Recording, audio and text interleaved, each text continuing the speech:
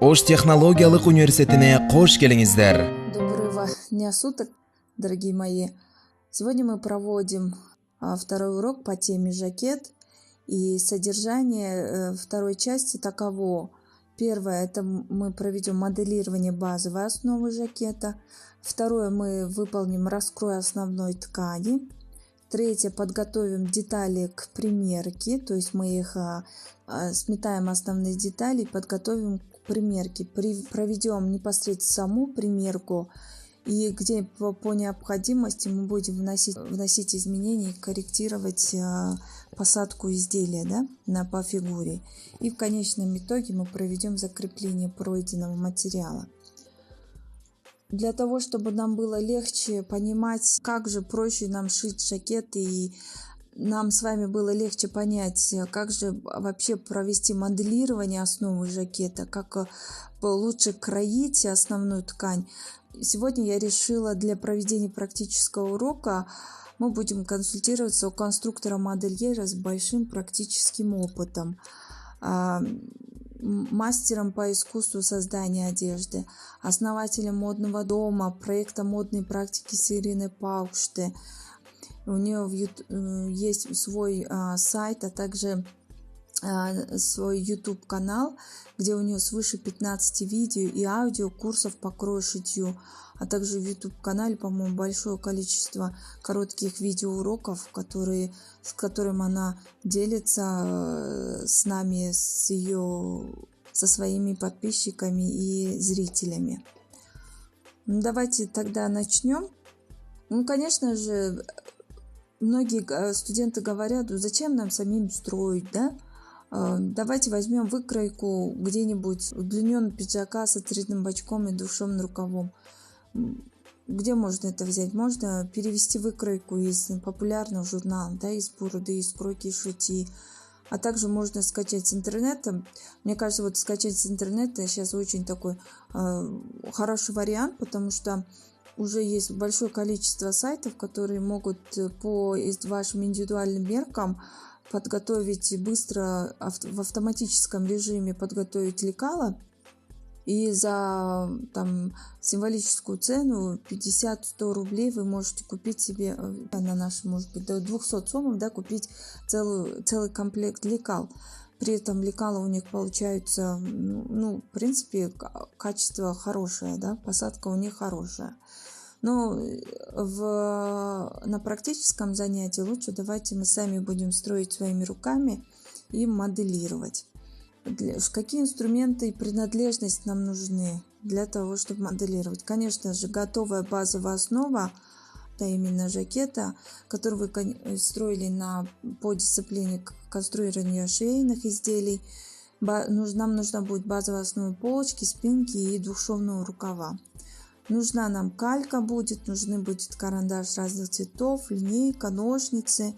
Также нужен будет бумажный скотч и сантиметровая лента.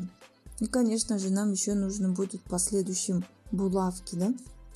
Моделирование базовой основы, он состоит из нескольких этапов.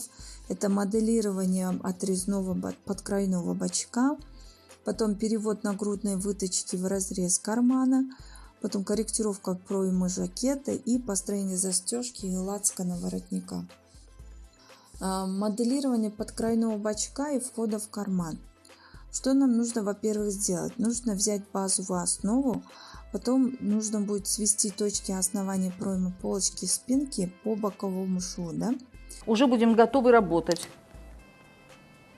От самой широкой точки ширины спины вниз провожу линию. Здесь немножко не доходя.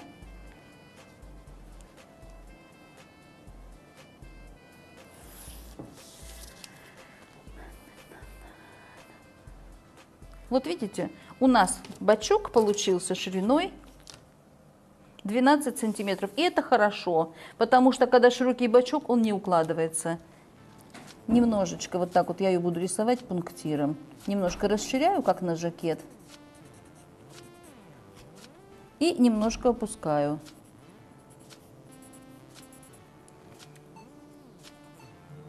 Вот это место прямо спрямляю. Видите, прямо рисую.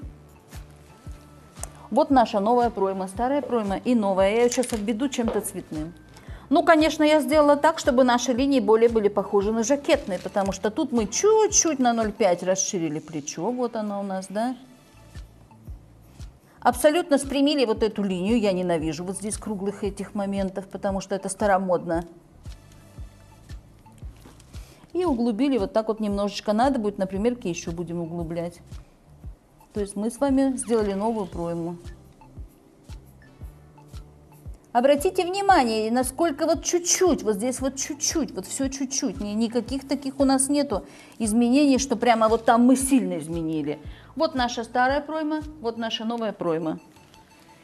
Здесь он вот так вот немножечко сходится, и вот здесь немножко вот так вот сходится. Вот как бы эти линии немножечко вот так склоняются. Но вот задняя точка всегда выше передней.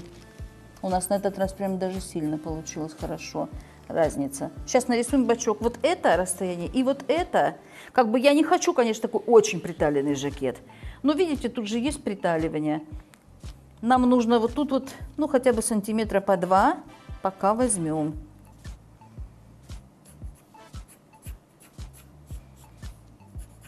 Вот это место, когда вы рисовали бачок, сюда скруглили, а здесь он вдоль груди, как бы ничего не забираем на этом участке, а потом вот так уходим на выточку, но линия должна быть все-таки красивой.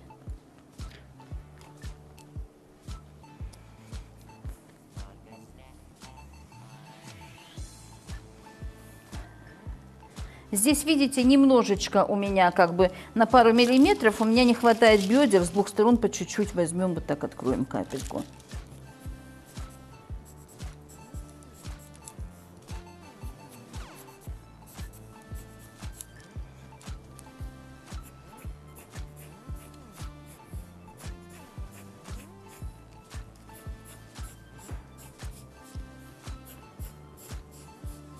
Сколько раз мы уже с вами говорим о подкройном бачке.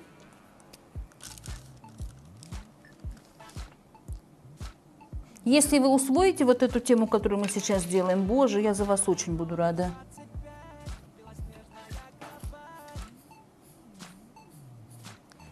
Видите, вывела вам бачок.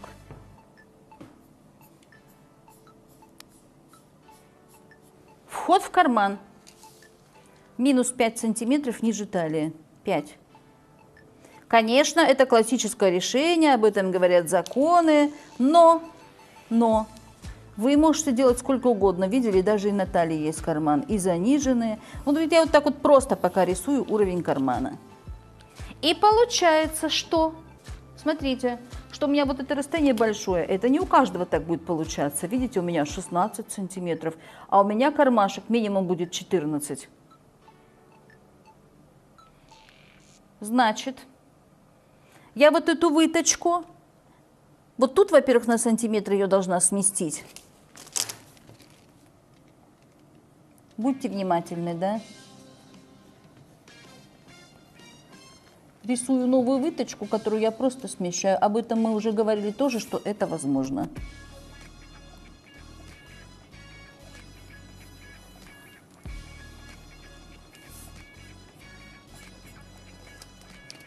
Немножечко ее сношу, чтобы она как бы вот на сантиметрик чуть-чуть была в сторонке. Это не только в пиджаке, это везде, в любых платьях, в любых рубашках, в любых блузках, в любых жакетах, жилетах, везде вы можете сносить. Это не значит, что у нас теперь везде всегда вот такая выточка. Она переносится куда угодно. Она у нас и сейчас перенесется вниз, но она у нас будет чуть-чуть не в эту точку придет, а в эту. Совершенно все равно при таком размере.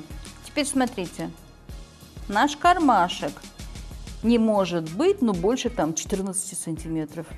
Почему мы не можем делать выточку, вот эту нагрудную, вот эту выточку перенести прямо в эту точку, которая у нас вот здесь, вот в середине нашей выточки талиевой? Но мы же не можем делать вот такой карман, но это не эстетично. Такой длиннющий карман до подкройного бачка мы же отсюда будем надрезать. Поэтому оставляем 14 сантиметров. Но благодаря тому, что мы вот эту выточку не делаем, мы вот здесь вот можем еще немножко снять. Хотя бы вот, ну, вот так, почти по сантиметру. Сняли, потому что вот это вот мы не забираем, это мы как бы уже как бы ее не обращаем на нее внимания. Мы вот здесь чуть-чуть сняли. Теперь определились, наша точка 14. Для кто сейчас будет анализировать, показали 14, потом отсюда сняли. Вы будете в каждом случае, на каждого человека, абсолютно разные цифры будут получаться, абсолютно разные линии. В одном месте нужен вот этот, наша новая выточка, наша новая точка вершины нагрудной выточки. В одном месте вот этот склон будет нужен. В другом месте не нужен. Ну и то это я ж одна показываю, никто это не показывает, потому что это ж надо сколько пиджаков перекроить, чтобы это знать. А сейчас я вырежу вот эту выточку, и наша выточка откроется сюда. Ну немножечко ее сделаем не вот такой ровной, вот так вот чуть-чуть здесь приберем капельку. Чтобы линии более плавные были. Литература. Нам рекомендуют часть нагрудной выточки выводить в пройму. У меня это называется расслабление проймы. Но сейчас такая мода, такие очень-очень-очень прямо эти пиджачки, прямо точно по фигурке. Поэтому никакие расслабления здесь не нужны. Но мы будем с вами проходить разные варианты. Очень к серьезным темам мы сейчас с вами подошли. Теперь смотрите. Я разрезаю нашу полочку до подкрайного бочка. Наблюдайте, как я режу по вот этой линии, где заканчивается бочок. Там же и заканчивается наша полочка. Вот тут ничего не надо вырезать. Шли ровно, ровно, ровно и пошли на наше приталивание.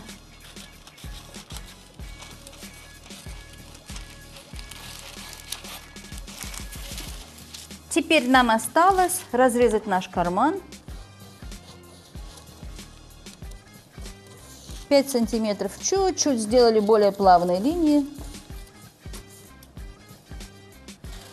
Если вы будете пытаться перевести вот эту всю нашу выточку вот сюда, вот в этот карман, вот наша выточка, вот она, и вот наш вход в карман. Теперь закроется наша выточка, смотрите, наша нагрудная.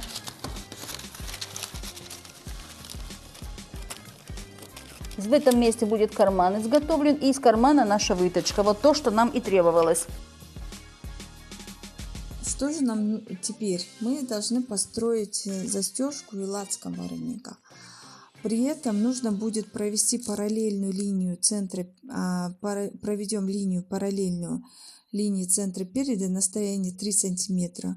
Нужно сказать, что в этом линия полузаноса 3 сантиметра уже есть припуск 0,7 сантиметров на технологическую обработку. Поэтому в дальнейшем при раскрое нужно запомнить, что сюда мы не будем добавлять этот припуск. С линией перегиба лацкана, вот нам сейчас надо понять, где же у нас будет линия перегиба лацкана. Нам важно заранее знать, где у нас будет первая пуговица. Но у меня первая пуговица будет, ну, примерно, ну, вот так вот под грудью, примерно здесь. Значит, что мне для этого надо?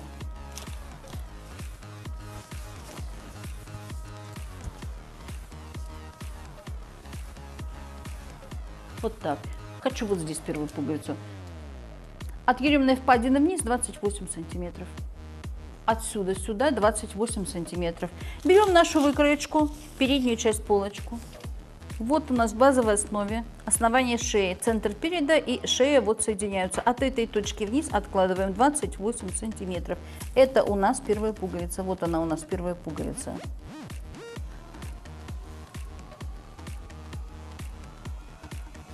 Дальше. От основания шеи нам нужно снять где-то, ну, хотя бы по сантиметру. Вот видите наше основание шеи. Вот здесь вот по сантиметрику надо снять, потому что, ну, чтобы не был наш пиджак уж совершенно так вот не входил нам в шею. Вот смотрите, одинаково, одинаково. Вот здесь вот сильно я миллиметров 7 сняла по центру спины. Нельзя здесь, потому что воротник, чтобы потом не тянуло, на спину не уходил. Вот здесь много снимать нельзя. А здесь можно сколько угодно.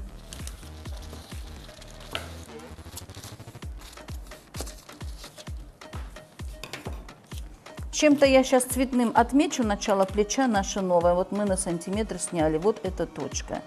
На 2 сантиметра от нашей вот этой точки начинается у нас линия перегиба лацкана. Вот эту точку я снесла только для того, чтобы наше изделие нам не впивалось в шею. Это прямо основание шеи. Мы на сантиметр ушли, а могли на 1,5 уйти. Каждый будет делать как ему угодно. От этой точки наше основание жакета 2 сантиметра я отнесла. Это как бы наша линия перегиба лацкана. Напротив нашей первой пуговицы И на вот эту воображаемую точку, которую мы сейчас отрежем, мы наносим линию перегиба лацкана.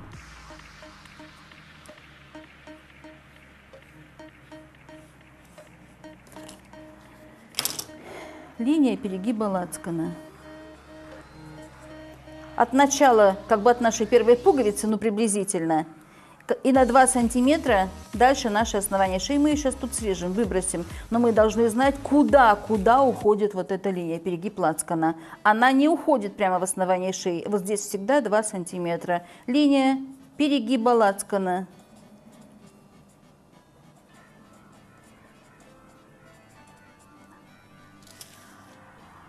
А вот сейчас от линии перегиба лацкана мы должны себе представить, какой у нас будет воротничок. Ну, я, например, хочу воротничок такой не низкий, не высокий, но это где-то вот тут вот, да? И главное, что не широкий. Я не хочу широкий воротник. Ну, вот так вот примерно возьмем. Вот это то, что вы должны нарисовать сами. Вот что вам хочется. Что до вас хочу донести, что как хорошо, когда мы творим сами. Мы можем рисовать все, что нам войдет в голову. Я вот тут отрезала, а сейчас буду тут склеивать. Линии перегиба лацкана, вы поняли, как получилось. От основания шеи 2 сантиметра соединились с началом первой пуговицы. Вот так вот. Линия перегиба лацкана. От нее нарисовали воротник, тот, который нам хочется. Мне хочется вот такой.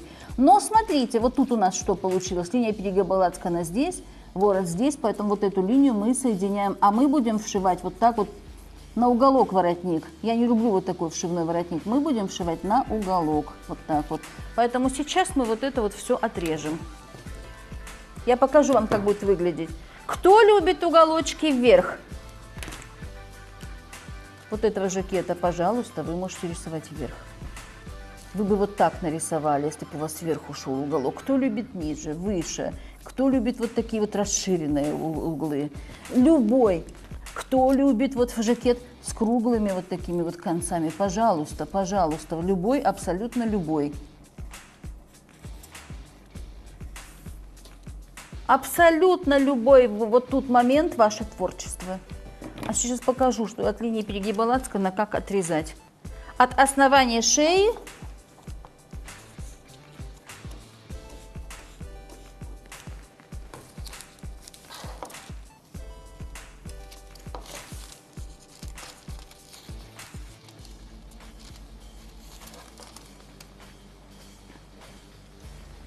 когда мы нарисовали линию перегиба лацкана и наш вот этот лацкан, он у нас не совпал. Вот здесь, видите, нужна прямая линия. Вот здесь прямая линия и здесь прямая. Для того, чтобы мы с вами вшивали воротник вот так вот уголком. Очень я это люблю.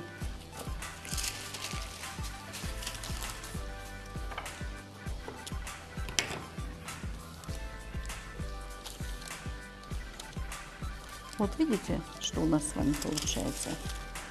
Смотрим на эту точку. Если вдруг мы вот сюда будем вшивать воротничок, вот так вот воротничок в эту точку, мы переворачиваем, а у нас прямо вот здесь вот эти швы все соберутся и все такое прочее. Поэтому мы еще продлеваем сантиметра на 1,5. Наш перегиб лацкана продвигаем сантиметра. Верхнюю линию лацкана, то есть мы продлеваем. И эту линию соединяем с основанием вот так вот. И вырезаем вот этот излишек. Сейчас объясню для чего. Верхнюю линию лацкана продлили.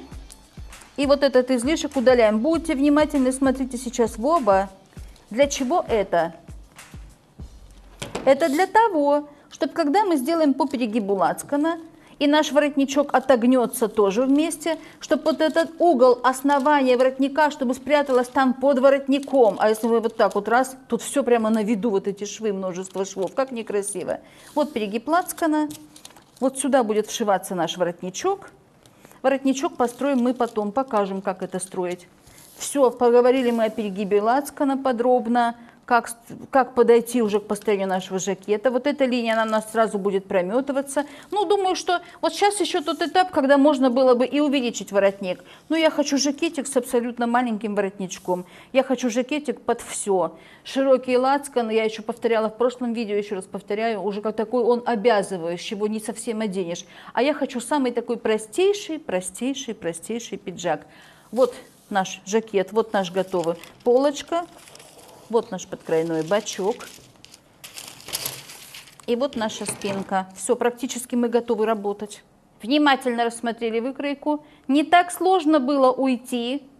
Очень практические советы вам дала. Вот здесь всякие разные из личных наработок. Уважаемые студенты, мы закончили вторую часть. И давайте проведем маленькую самостоятельную работу. Вы ответите письменно на вопросы, которые показаны на данном слайде. И свои ответы уже отправите мне на электронную почту или же на WhatsApp, где я уже проверю и смогу провести, оценить ваши теоретические знания по пройденным 2 частям. И далее, для того, чтобы получить дополнительную информацию, вы можете использовать вот данный библиографический список. И, конечно, мне бы хотелось, чтобы вы оценили свое психологическое состояние на уроке, пока вы смотрели данное видео. Оцените, вам может очень все понравилось, вы задумались, вы можете пересмотреть, или вы вообще ничего не поняли, да? Поэтому, если так, то пересмотрите.